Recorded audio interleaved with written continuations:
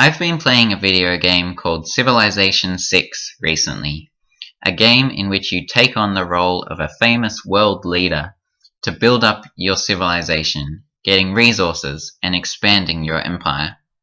You can build up your army, culture, science, and religion. You can pick from a bunch of real-world religions, or make up your own. And I noticed the symbols for Eastern Orthodoxy and Catholicism, which are just a couple of a whole bunch of different ways of drawing the cross. They're pretty neat, but the other cross in the game, and my personal favourite, is the clean, simple cross for Protestantism. Just to be clear, I'm not trying to diss these other crosses. I don't really know the symbolism of them, and they do look pretty cool. But there's 3 reasons why I like the Protestant one the most. Firstly, the cross wasn't pretty.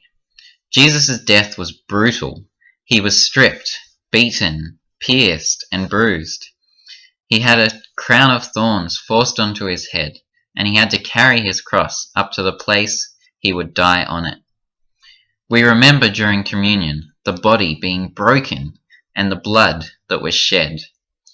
Jesus went through so much pain to bring forgiveness for our sins. Number 2 is that it was simple. There may be different beliefs among Christians, in different churches, and even in the same church. But even those other crosses have this simple cross as the base. It's this that we look to: the death, burial, and resurrection 3 days later. All we have to do is believe that in our hearts, put God first, and choose to follow Him, and we will be saved. And following on from that, for number 3, anything we do add actually takes away from what Jesus did for us. You might try and add good works, certain behaviors, or restrictions, but you're missing the point.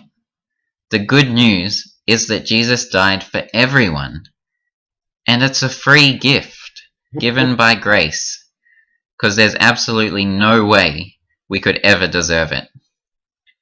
Believing in Jesus comes first, and things like good works and certain behaviors change and flow out of a person who's chosen to have a relationship with Him.